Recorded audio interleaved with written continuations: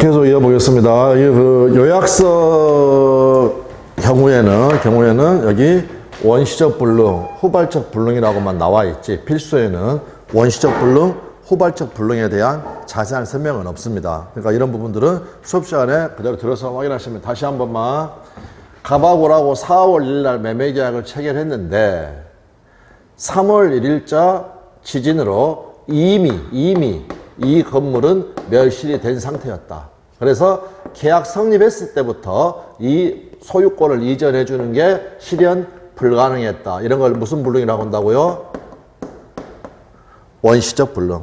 근데 여기는 4월 1일 날 매매 계약하고 6월 1일 날 이행하기로 했는데 계약 체결할 때는 건물이 멀쩡했는데 5월 1일자 천재지변으로 멸실이 돼서 결과적으로는 소유권을 이전해 줄 수 없게 되었다. 이런 불능을 뭐라고 한다고요? 후발적 불능. 되셨나요? 3월 1일이냐 5월 1일이냐 이것만 생각하면 됩니다. 그런데 원시적 불능의 경우에는 어떤 문제가 발생한다고요? 계약 체결상의 과실책임의 문제가 발생을 한다. 그런데 여기서는 지금 용어라는 걸 좀 알아야 되기 때문에 거기 끝에 가로에 보면 이 표시가 조문 표시라고 그랬죠. 535조에서 계약법에서 규율을 하고 있습니다. 그래서 법령지 535조로 일단 가보시고요. 거기 지금 법령집을 안 가지고 계신 분이 있으니까 저희 뭡니까? 필수에 거기 조문이 나와 있으니까 거기 페이지로 가겠습니다. 대충 한 160페이지 부분인데 158페이지 필수서 제일 위에 보면 535조라고 되어 있고 제목은 뭐라고 되어 있느냐? 계약 체결상의 과실이라고 되어 있죠. 되셨나요? 자, 펼쳐두고 읽기 전에 다시 한 번만 가봐보라고. 4월 1일 날 갑소유의 X건물에 대해서 매매계약을 체결하고 6월 1일 날 소유권 이전해주고 대금을 지급받기로 했는데 이 건물은 이미 3월 1일자 천재지변으로 멸실이 된 상태였다. 그런데 만약 이 갑이란 애가 이러한 사실을 알았다. 이런 계약 체결하면 되겠습니까? 안 되겠습니까? 상대방 염려이 있는 거죠. 그러니까 계약을 체결함에 있어서 과실이 있다. 그래서 이거를 계약 체결상의 과실이 있으니까 거기에 대해서 책임을 진다. 그래서 계약 체결상의 과실 책임이다 라고 부릅니다. 그래서 줄여서 앞으로 이렇게만 쓸 겁니다. 계, 채, 과 이렇게만 쓰면 계약 체결상의 과실 책임. 무슨 말씀이 하시겠죠? 자, 그러면 여기서 지금 이제 용어는 뭐냐면 만약에 이 갑이란 애가 이런 사실을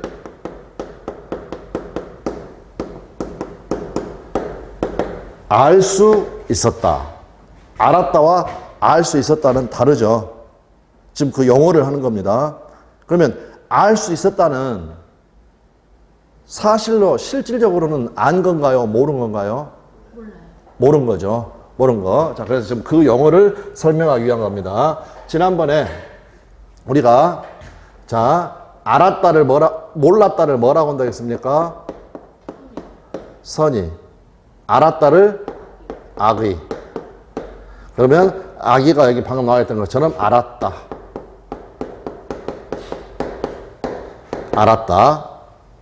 되셨나요? 자, 그런데 이 선의는 뭡니까? 몰랐다. 그런데 모른 것은 두 종류가 있습니다. 두 종류가 어떤 게 있냐면 모름에 과실이 있는 경우와 모르는데 과실이 없는 경우 이렇게 두 가지로 나눠집니다. 그러면 이렇게 한번 비유적으로 설명을 해보겠습니다. 뭐 예를 들어서 요즘은 여러분 일기예보 상당히 잘 맞죠. 자, 그래서 우리가 가정을 하는 겁니다. 매일매일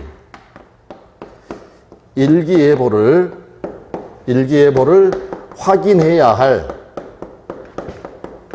주의 의무가 우리한테 법적으로 있다라고 가정을 합니다. 대표적인 주의 의무 중에 하나는 어떤 거 있습니까, 여러분? 자동차 운전할 때 안전거리 유지 의무 같은 거 있죠. 이런 것이 우리에게 사회생활상 요구되는 주의 의무입니다. 그런데 일기예보를 확인해야 될 주의 의무가 있다. 되셨나요? 그래서 일기예보를 확인을 했습니다. 근데 비가 안 온다고 했습니다. 그럼 그 사람은 비가 오는 건 몰랐죠. 되셨나요? 일기예보를 확인을 했다. 비가 안 온다고 그랬다. 그래서 대비를 안 했다. 그 사람 잘못이 있습니까, 없습니까? 없죠. 그런 거를 과실이 없다라고 합니다. 무과실. 무과실. 그런데 자, 일기예보를 아예 확인을 안 해버렸습니다. 그래서 비가 안 올 거라고 생각을 한 겁니다. 비 올 줄 몰랐습니다. 모르긴 몰랐어. 근데 이 사람은 일기예보를 확인을 안 했다. 그럴 때는 뭐가 있다고 한다? 과실이 있다. 근데 어찌됐건 결국에는 알았다, 몰랐다? 몰랐다. 자, 그래서 이게 뭐냐?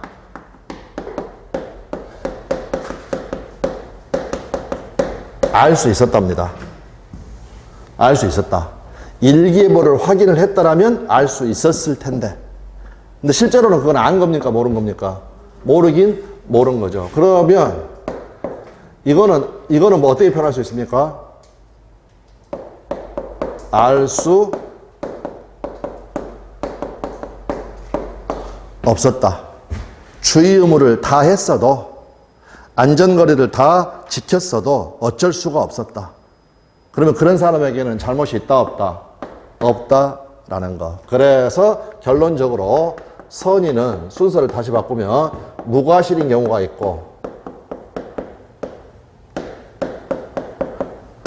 과실이 있는 경우가 있다. 되셨나요? 자, 그러면 지금 왜 제가 이 용어들을 설명을 하느냐? 당연히 알아야 되는 건데. 자, 그러면 알지 못했다. 이거는요, 선인가요? 아니면 선이 무과실인가요? 알지 못했다는 표현은 선의를 표현한 건가요? 아니면 선이 무과실을 표현한 건가요?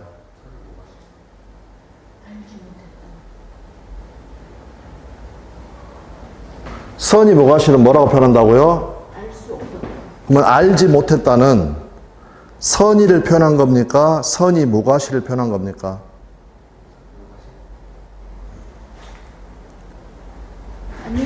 몰랐다나 알지 못했다나 똑같은 거 아닙니까?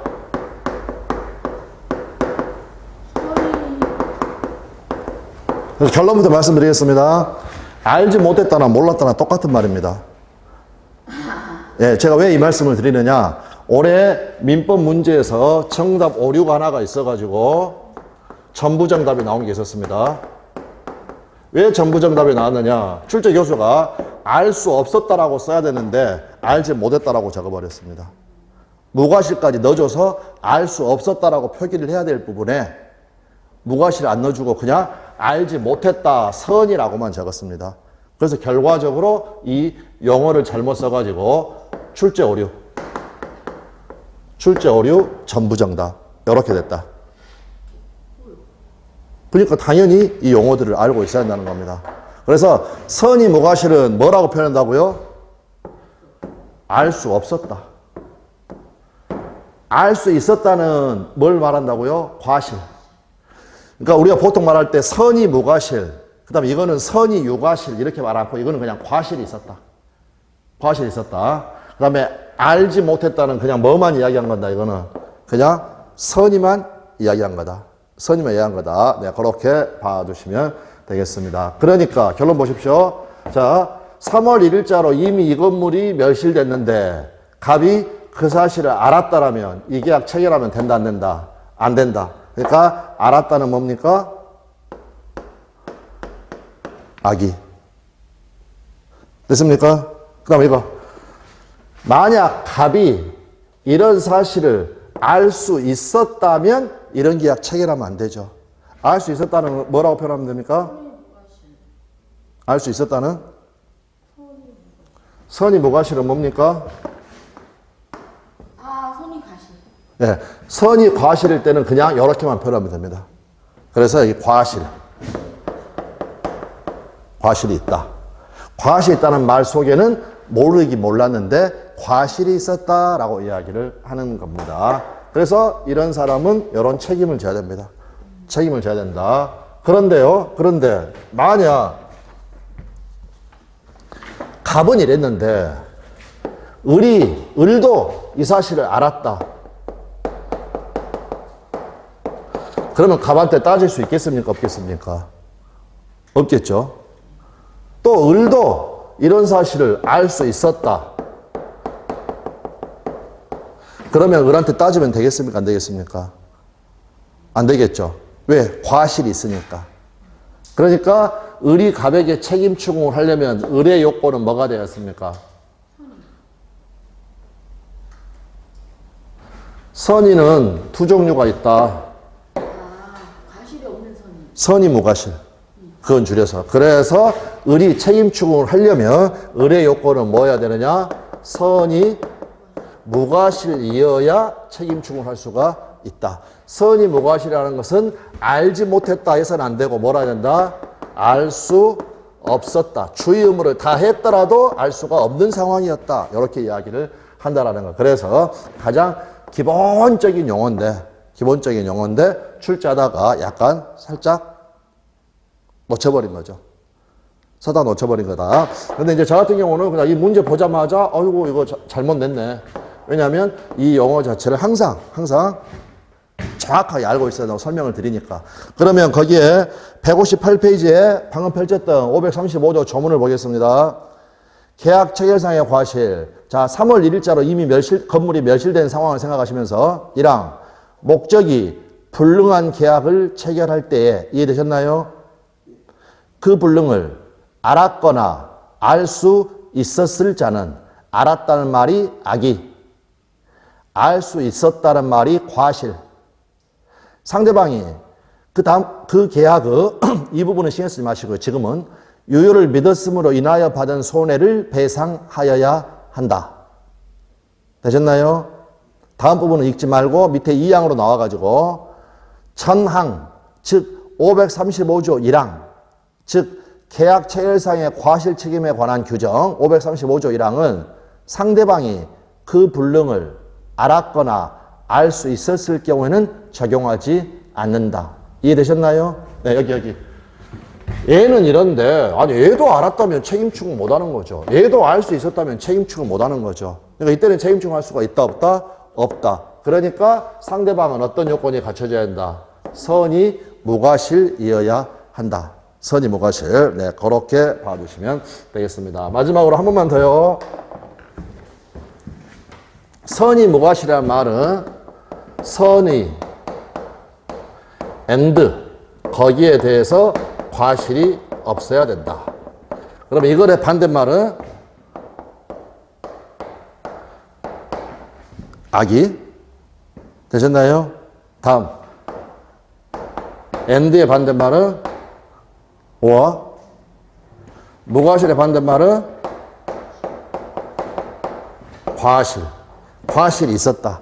과실이 있었다를 뭐라고 표현한다고요? 알 수 있었다.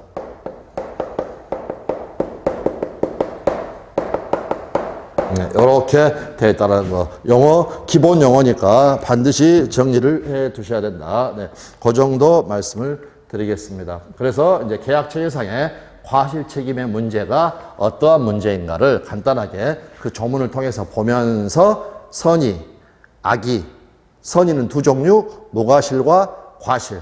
걔들의 이 같은 이름, 네, 요거 자체를 확인을 했습니다. 자, 지나가는 길에 첫 번째 시간에 말씀을 딱 물어보겠습니다. 채무 불이행의 효과가 뭐였나요? 두 가지 무조건 외워져 있어야 되는 거.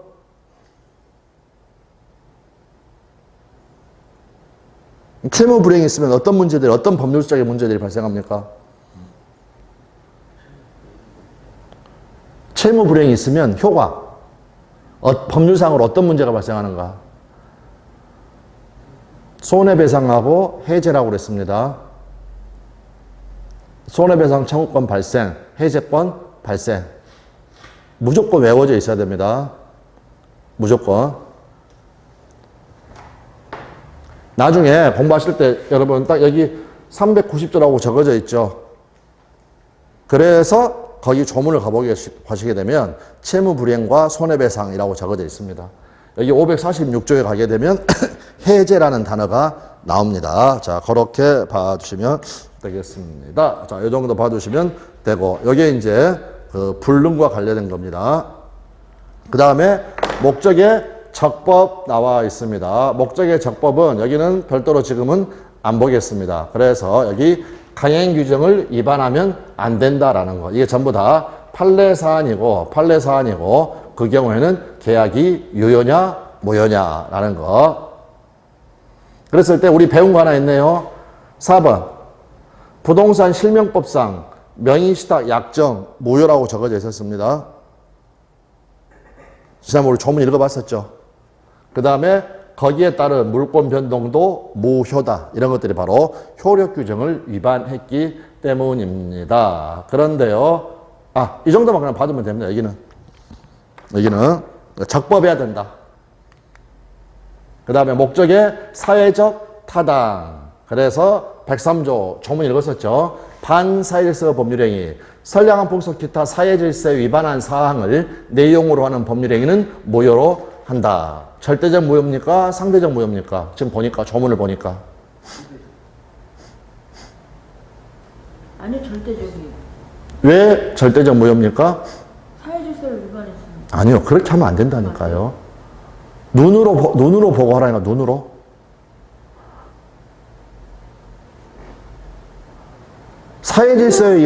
사회질서 위반했으니까 절대적 무효다. 그렇게 말하면 안 됩니다. 그 무효로 한다. 그 말은? 예. 절대적으로. 무효로 한다. 왜 절대적입니까? 위반한 사항. 아니요. 아니에요? 아니요. 그냥 눈으로 다 확인했습니다. 그냥 무효로 한다. 근데 지금 가만히 좀 기억이 날 듯. 할 수 있다가 아니고. 아니요. 대항할 수 있는 게 없어서? 예? 대항할 수 있는 게 없어서? 벌써 이제 지금 하는 것만 해도 지금 이제 한 너다섯 번 지금 벌써 반복하고 있습니다. 벌써부터. 민법 이런 겁니다, 여러분. 헷갈립니다. 22페이지. 22페이지? 예, 제일 하단에 108조. 통정한 의의 의사표시. 1항 상대방과 통정한 의의 의사표시는 무효로 한다. 절대적 무효입니까? 상대적 무효입니까? 22페이지 제일 하단에 보면 108조가 나와 있죠. 가장매매 이야기 했었죠, 그때. 무효라고 했죠. 절대적 무효라고 했습니까? 상대적 무효라고 했습니까? 다시 그때 했던 질문 똑같이 내보겠습니다. 103조하고 방금 읽었던 108조하고는 차이가 뭐가 있습니까? 2항에 있지 않습니까? 2항에. 전항의 의사표시 무효는 선의의 제3자에게 대항하지 못한다. 그럼 이거는 상대적 무효입니까? 절대적 무효입니까? 상대적 무효. 여기는 방금 봤던 것처럼 대항하지 못한다라는 선의의 제3자에게 대항하지 못한다는 그런 별도의 규정이 있습니까? 없습니까? 없죠. 그러니까 제가 방금 이게 절대적 무효입니까? 상대적 무효입니까? 그래서 여러분이 절대적 무효라고 대답했습니다. 왜 절대적 무효입니까? 라고 했을 때 사회질서 위반, 그렇게 말해서는 절대 안 됩니다. 별도 규정이 없으니까. 그러면서 항상 떠올려야 되는 게 108조. 이 조문을 떠올려야 된다. 두 개를 비교하면서. 공부할 때 그렇게 해야지, 그렇지 않고 그냥 외우려고 했다가 나중에 내용 많아져 버리면 절대 안 됩니다. 의원을 볼 때마다 왜 그런가, 네, 그거를 봐두시면 되겠습니다. 다시 47페이지 가셔가지고,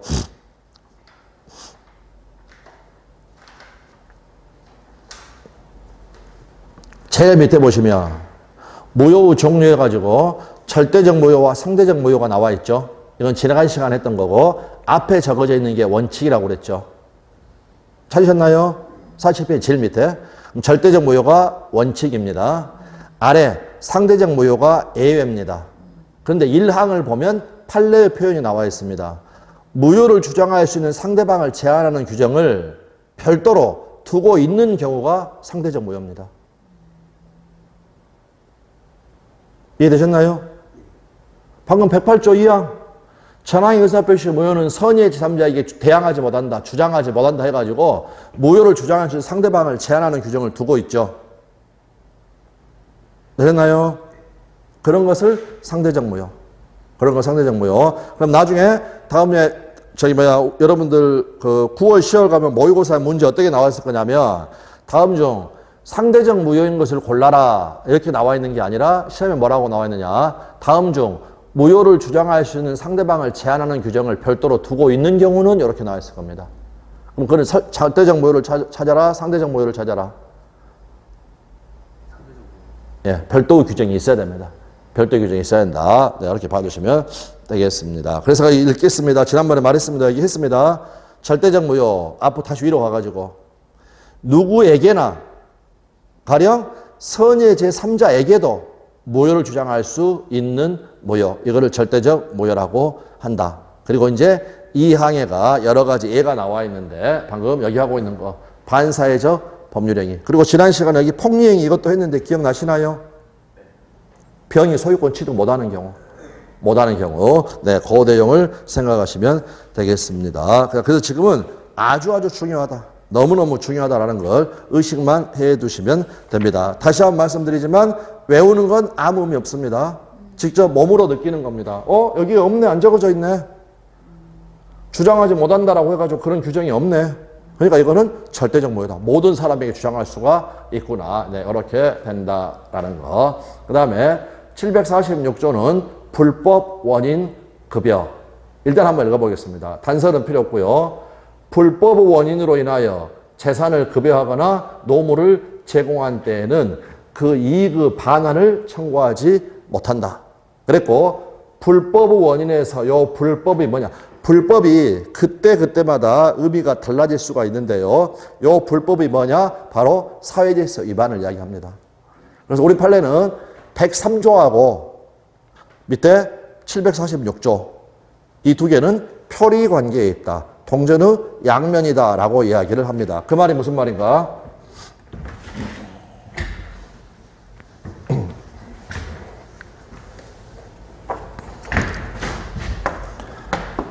감남이요 을여에게 아파트를 공짜로 줄까라고 청약을 합니다. 을이 지금 이제 고민을 하고 있습니다. 승낙을 할 것인가 말 것인가. 아파트는요 한 30억짜리를 할까요? 자, 그러면 무상으로 이렇게 소유권을 넘겨주는 이런 계약을 뭐라고 합니까, 여러분? 증여라고 하죠. 그런데 이제 문제는 뭐냐면 여기가 내 첩이 돼주면 이 건물을 주겠다라고 한 겁니다. 그러면 여기 첩계약, 여와 관련된 계약이 바로 대표적인 반사회적 법률행위입니다. 반사회적이라는 거 느낌 오시나요?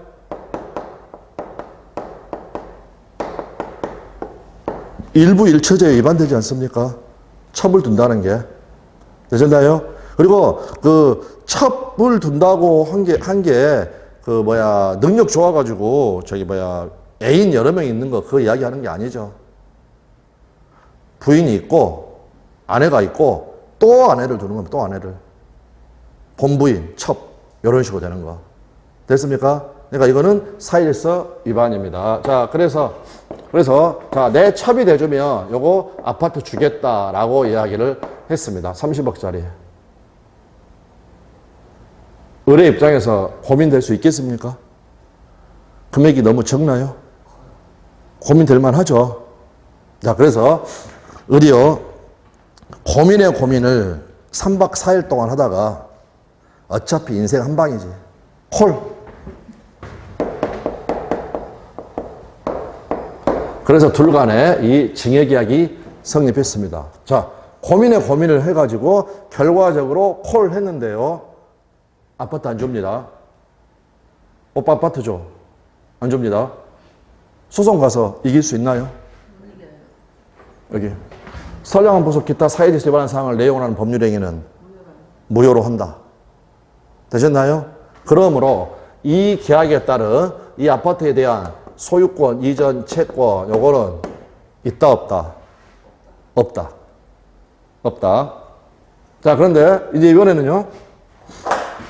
증여력이 있었고 첩이 돼주면 아파트 주겠다 했고요. 첩살림으로 들어갔고 이렇게 해가지고 등기까지 다 넘겨줬습니다. 되셨나요? 네. 그러면 자 일단 여러분이 이제 머릿속에 그냥 묻지마 암기를 해야 될 게 있습니다. 모요의 일반적 효과 이거 반드시 암기되셔야 됩니다. 나눕니다. 자, 이행하기 전이다. 지금 여기 아파트 아직 안 줬다고 생각을 해보십시오. 갑은 을한테 아파트 줄 필요 있습니까? 없습니까? 없다. 아, 여기 갑으로 떠나서요. 다시요. 이행할 필요가 없다. 자, 여기는 보지 마시고. 그런데 만약에 이쪽은 지금 신경 쓰지 마시고요. 아직 안 줬다면 줄 필요 없습니다. 모여니까. 그 다음, 줄 필요가 없는데 이행을 했다면 돌려달라고 할 수 있습니다. 그게 뭐냐? 부당이득 반환. 부당이득 반환. 그래서 요거는 묻지마 암기가 딱 되어 있습니다. 되어 있어야 됩니다. 다시 한번 무효의 일반적 효과 이행하기 전이다. 이행할 필요가 있다 없다? 없다. 이행할 필요가 없는데 이행을 해버렸다. 이행을 했다. 어떤 법률 문제가 발생한다? 부당이득이 된다. 받을 권리도 없는데 받았으니까. 받을 권리도. 자, 그런데요. 이 경우는 좀 다릅니다. 여기 보십시오. 746조에 뭐라고 적어져 있냐면 불법 원인으로 인하여 재산을 급여했다. 첩이 돼달라고 하면서 아파트를 돌려줬다. 노무 제공은 그냥 건너뛰고요. 그때에는 뭐라고 되어 있습니까? 그 이익의 반환을 뭐라고 되어 있습니까? 청구하지 못한다라는 겁니다. 그러니까 보통의 경우에는요. 이행을 했다면 부당이득 반환 청구가 되는데 불법 원인이었다면 반사회적 법률행위의 경우에는 이행을 했을 때 부당이득 반환 청구가 된다 안 된다? 방금 그 이익의 반환을 청구할 수 있다 없다? 없다. 그래서 부당이득 반환 청구가 안 된다라는 겁니다. 안 된다. 왜 안 되느냐? 방금 746조의 제목이 뭡니까? 이거는 불법 원인 급여이기 때문에. 기본 중에 기본이고 반드시 알아두셔야 됩니다. 그러니까 결과적으로 제가 아까 이 103조와 746조는 표리관계에 있다. 판례가 동전의 양면이라고 하는 이유가 뭐냐면 이행하기 전이면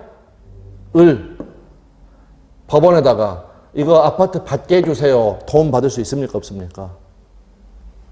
없죠.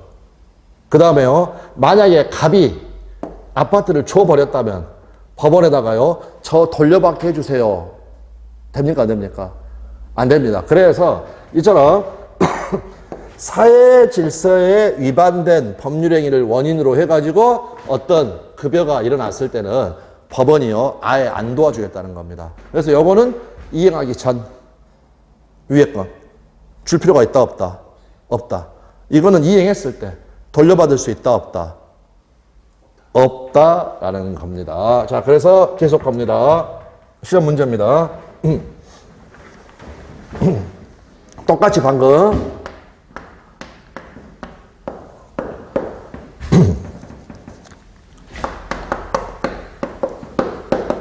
첩이 돼달라고 하면서 증여 계약을 체결을 했고 그 다음에 을 앞으로 소유권 이전 등기가 격려가 됐습니다. 더 정확하게는 4월 1일 날 약속했고요. 6월 1일 날 소유권 넘겨주고 넘겨받는 합의하고 그 다음에 을 앞으로 이렇게 등기가 격려가 됐습니다. 그럴 때 매수인이 우리가 소유권을 취득을 하려면 매매계약이 유효해야 된다. 6월 1일 날은 소유자여야 된다. 즉 처분행위가 유효해야 된다. 을 앞으로 등기가 이루어져야 된다. 증여계약도 법률행위니까 결과적으로 똑같습니다. 그래서 요 을이 증여를 통해서 소유권을 취득을 하려면 첫 번째 증여계약이 유효해야 되고요. 그 다음에 이 사람이 소유자여야 되고요. 그 다음에 이 사람 앞으로 이렇게 등기까지 격려가 돼야 됩니다. 그런데 요 증여계약은 사회질서 위반이니까 유효입니까? 무효입니까? 무효. 그러면 우리가 지난 시간에 공부를 했던 원칙적인 입장에서 보면 을은 소유권을 취득하지 못해야 됩니다. 그런데 만약 을이 소유권을 취득하지 못한다면 갑이 어떻게 할 수 있느냐? 내가 소유자니까 나에게 반환을 해달라. 이렇게 해가지고 얘가 받아가 버리는 겁니다. 되셨나요? 그러면 어떤 일이 발생을 하느냐? 아파트 한 채가 있으면은요, 을여하고 만나가지고 첩입해달라고 하면 증여해가지고 넘겨줍니다. 한 1년 삽니다. 실증 나면은요, 이거 반환 받아 가가지고 또 이번에는 병녀를 찾아갑니다. 또 병한테 증여하고 또 1년 삽니다. 그래서 그냥 아파트 하나를 가지고 1첩, 2첩, 3첩, 100첩까지 이런 걸 허용할 수 있습니까? 없습니까? 그래서 1첩, 2첩 금지 사건. 이것의 더 큰 제목은 불법원인 급여 사건. 자, 최종 결론을 냅니다. 최종 결론을. 일단 이 증여계약은 사회질서 위반입니다. 불법원인 급여가 이루어졌습니다. 그러니까 갑은 을에게 부당이득 반환 청구 된다 안 된다? 됩니까 안 됩니까? 안 된다. 소유물 반환 청구 됩니까 안 됩니까? 안 된다. 그러니까 판례가 예전 표현 판례가 어떤 표현을 쓰고 있냐면 을려는 결과적으로는요 반사적으로 소유권을 취득하게 된다. 여기서 예전 판례가 반사적으로라는 표현을 썼던 이유는 뭐냐면 이 증여가 유효해서 소유권을 취득하는 게 아니라 갑이 돌려받을 방법이 없어서. 되셨나요?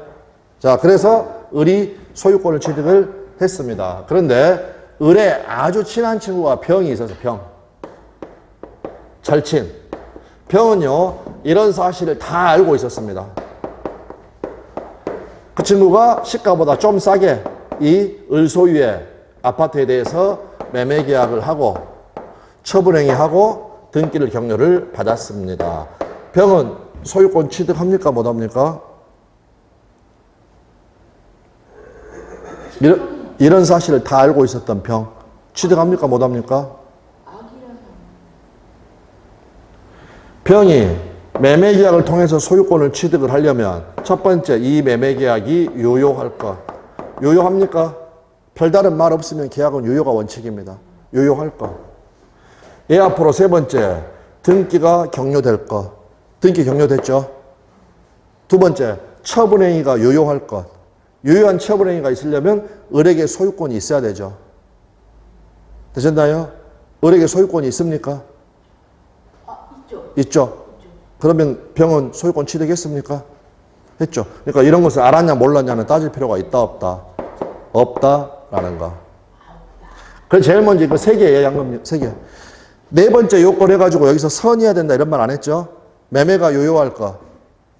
처분행위가 유효할 거. 즉 처분행위를 할 때 소유권이 있을 거. 세 번째 소유권 이전 등기가 이루어질 거. 이전 등기가 이루어질 거. 네, 그렇게 봐두시면 됩니다.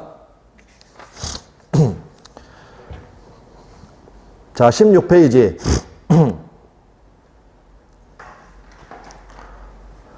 16페이지 제일 위에 보면 사회질서 위반의 효가 나와 있습니다. 무효인데 방금 봤던 것처럼 절대적 무효다, 상대적 무효다.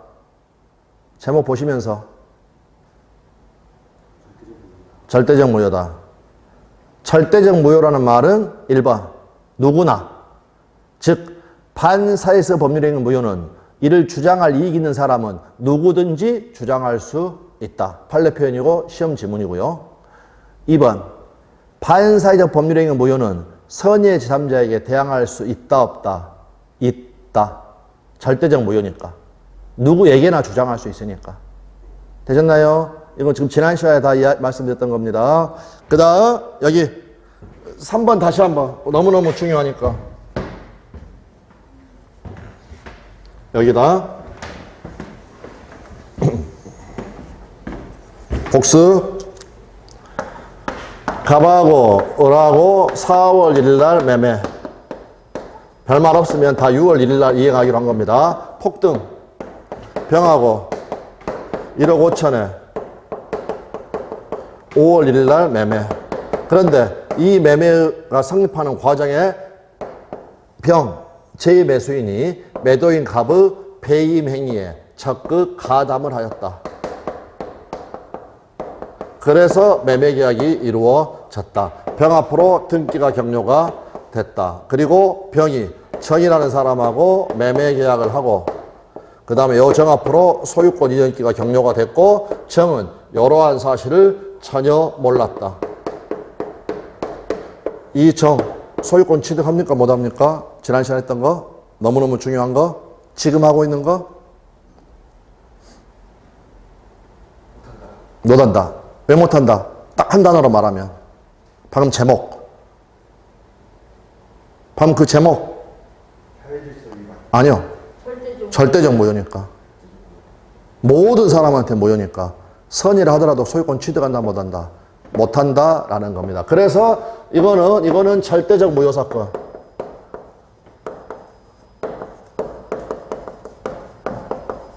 이거는 배임행위에 적극 가담한 이중매매. 딱 머릿속에 두 개가 구별이 되어 있습니다. 1첩, 2첩 금지 사건에서는 이 친구가 이러한 사실을 다 알고 있었어도 소유권을 취득을 합니다. 되셨나요? 그러나 절대적 무효 사건에서는요, 얘가 선이었다고 하더라도 절대적 무효니까 소유권 취득한다 못한다? 못한다. 뭐 너무너무 많이 나왔던 거. 이 두 개를 비교를 해가지고. 그래서 3번 읽어보겠습니다. 3번. 부동산의 이중매매가 사회질서에 반하는 경우. 이 말은 매도인의 배임행위에 제2매수인이 적극 가담한 경우 그 부동산을 제2매수인 병으로부터 다시 취득한 제3자 정은 설사 제2매수인 병이 당해 부동산의 소유권을 유효하게 취득한 것으로 믿었더라도 즉 선이라 하더라도 이중매매 계약이 유효라고 주장할 수 없다. 이 말은 소유권 취득한다 못한다? 못한다라는 거. 하나 건너뛰고 바로 그 밑에 불법 원인 급여 가로해가지고 첩계약 판례 1번 보시면 불법 원인으로 급여를 한 사람은 그 원인행위가 증여계약 이야기하는 겁니다. 법률상 무효라 하여 상대방에게 부당이득 반환 청구를 할 수 있다 없다? 없다. 2번 불법 원인으로 물건을 급여한 사람은 원칙적으로 소유권에 기하여 반환을 청구할 수 있다 없다? 없다. 이거든 저거든 돌려받을 수 있다 없다? 없다. 따라서 3번 불법 원인으로 급여한 물건의 소유권은 급여를 받은 상대방, 우리 사례에서는 첩이었죠. 첩에게 귀속이 된다. 가로 첩으로부터의 전득자, 절친, 선악 불문하고 소유권을 취득을 한다. 되셨나요? 악이어도 소유권을 취득을 한다. 됐습니까? 구별할 수 있겠습니까? 딱 이거를 먼저 외우는 겁니다. 외우는 거. 1첩, 2첩 금지 사건. 나중에는 금지는 빼고 그냥 1첩, 2첩 사건. 이거는 불법원인 급여 사건. 이중매매, 배임행위 적극가담한 이중매매. 이거는 무슨 사건? 절대적 무효 사건. 절대적 무효 사건. 그래서 요게 포인트. 요 두 개 제목으로. 그러면 결국에는 이 사례까지 다 풀 수가 있게 된다. 아주 중요한 부분이 되겠습니다. 자, 이 정도 봐두면 되겠습니다. 그리고 조금 서운하니까 14페이지, 15페이지 잠깐 가가지고요.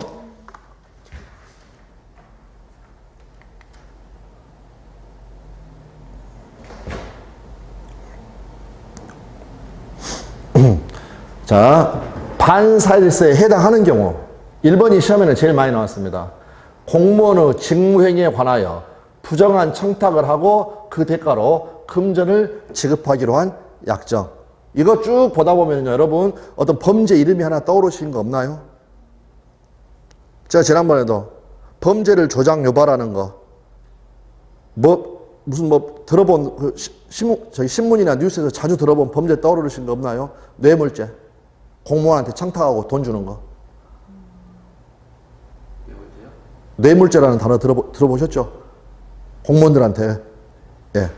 그래서 여기 시험에 이게 사회에서 위반한다라고 해가지고 시험에는 제일 많이 출제가 된 게 요 1번입니다. 이런 것들이 이제 반사회세에 해당한다라는 거. 나중에 나머지를 다 볼 겁니다.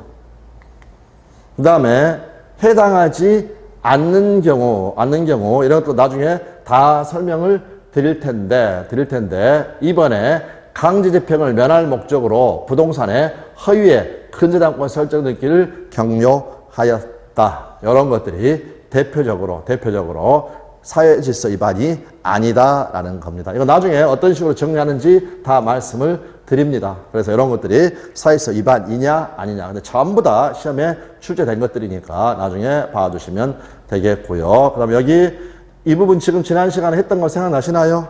이중매매. 원칙 예외 해가지고 쭉 읽어봤던 거, 네, 그 부분 복습이 돼 있으시면 되겠습니다. 불공정한 법률행위는 여기도 읽었었죠. 약자적 지위인자의 공박경솔 또는 무경험을 이용한 폭행행위를 규제하려는데 그 목적이 있다라는 거. 이것도 그냥 대충 감만 잡아두시면 됩니다.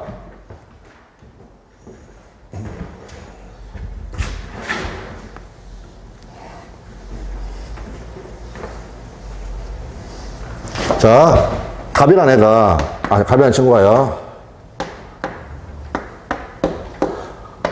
급하게 현찰, 수술비를 마련을 해야 된다. 그런 상태여 가지고 이 사람이 지금 매우 공박한 상태에 있습니다. 공박한 상태. 되셨나요? 자, 그래서 이거 자동차 부동산이라고 하고요. 예를 들어서 여기 지금 이게 1억짜리인데 을한테요. 아주 이런 상태에 있어가지고 요거 2천에 사겠느냐. 그래서 매매계약이 체결됐습니다. 그랬고 2천 받고 너무너무 급전이 필요해가지고 거의 20% 정도에 팔아버렸습니다. 그러면 이거는 폭리행위일까? 이거는 여기서 지금 말하는 불공정한 법률행위일까? 그걸 한번 생각해 보겠습니다. 일단 요 부동산하고 1억짜리 부동산인데 2천에 지금 사고 팔아버린 겁니다. 저울질을 하는 겁니다. 저울질. 여기는 현금 2천. 요거는 부동산 1억 상당의 부동산. 이걸 딱 단순히 배율로만 판단할 수는 없지만 요 정도 되게 되면 여기입니다. 현저하게 공정을 잃은 법률행위. 현저하게 공정을 잃었다. 그래서 이걸 뭐라고 하느냐? 현저한 불균형. 현저한 불균형이 있다. 인정이 될 만합니다. 자, 얘가 공박해가지고 2천에 매매계약이 체결됐다.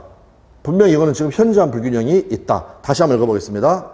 당사자의 공박경솔 또는 무경험으로 인하여 현저하게 공정을 잃은 법률행위는 무효로 한다. 그러면 과연 이 매매계약이 폭리행위에 해당해서 무효일까? 전혀 그렇지 않습니다. 전혀 그렇지 않다. 왜냐하면 판례는요. 이 부분 당사자의 공박경솔 또는 무경험으로 인하여 이 부분을 어떻게 해석을 하냐면요. 을이 얘가 궁박한 상태에 있었다. 이거를 알았다. 또는 인식했다. 이것만 가지고는 성립하지 않는다라고 합니다. 뭐가 있어야 되느냐? 이거를 알고 플러스 요 상태를 이용하려는 의사. 이걸 합해가지고 폭리행위의 악이라고 합니다. 폭리행위의 악의. 그러니까 여기서는 알았다 몰랐다하고는 개념이 다르죠. 지금 방금 제가 말씀드렸을 때는 그냥 이렇게 말했을 때는 을이 지금 갑을 이용했다는 말은 안 나왔죠. 이런 상황을 이용했다는 말은 안 했었죠. 그러니까 결국에는 그것만으로는 불공정한 법률행위가 된다 안 된다? 안 된다. 뭐가 필요하느냐? 요 상태를 알고서 뭘 해야 된다? 이용해야 된다. 이용해야 된다. 이해되셨나요? 그럼 시험 문제 그냥 하나 지문 하나 보겠습니다. 여기 봐보십시오. 제목이 폭리자의 악이라고 되어 있죠. 1번 피해자의 공박경솔 또는 무경험의 상태를 상대방이 알고 이를 이용하려는 의도, 즉 폭리행위의 악의를 가지고 있어야 한다. 그런데 우리 시험에서는 가로처럼 뭐라고 나느냐? 인식만으로 성립한다. 공박 상태에 있다는 걸 알고 있기만 해도 성립한다. 옵니까 있습니까? 거기 나와 있는 것처럼 X. 뭐 해야 된다? 어떤 단어가 들어가야 된다? 어떤 단어? 이 단어요, 이 단어. 이용해야 된다니까요. 안 것만으로는 안 된다. 여기. 알고 플러스 뭐가 있어야 된다? 이용해야 된다라는 거. 자, 그럼 보십시오. 여기 2번, 우리 어떤 기출판례인데, 상황을 잘 생각해 보십시오. 매도인이, 여기 핵심 키워드는 실수로입니다. 실수로 상가지역을 그보다 가격이 비싼 상업지역이라고 말했고, 부동산 거래 경험이 없는 매수인이 이를 믿고서 실제 가격보다 2배 높은 대금을 지급한 매매 계약. 이거는 불공정한 법률행위가 아닙니다. 왜 그랬습니까? 아니요.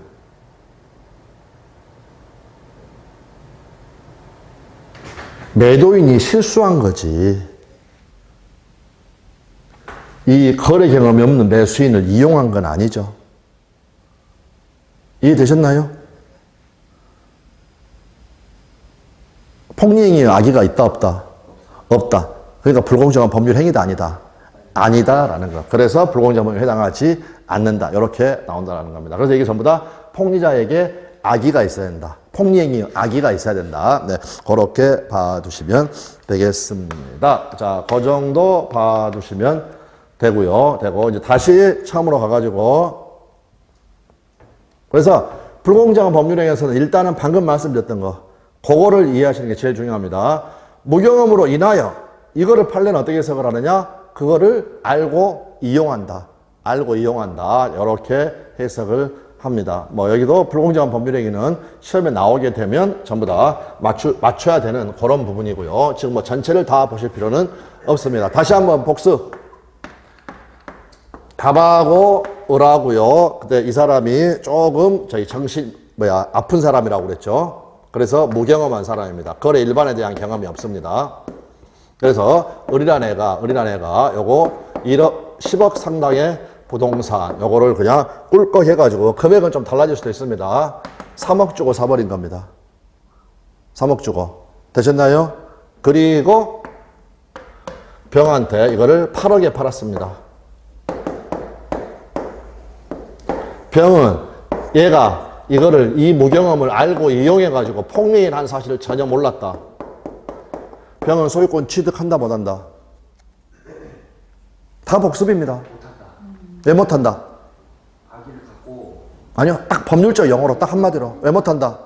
선의의 참자. 아니요. 예. 그거 맞는데 그걸 좀 더 간단하게 5자로. 절대. 그렇죠. 절대적 무효. 여기에 이 무효를 주장할 수 있는 상대방을 제한하는 별도의 규정. 태양하지 못한다 이런 말이 적어져 있습니까? 안 적어져 있습니까? 안 적어져 있다. 이것도 우리 시험 2번 나왔다고 해서 지난 시간에 말씀을 드렸습니다. 그래서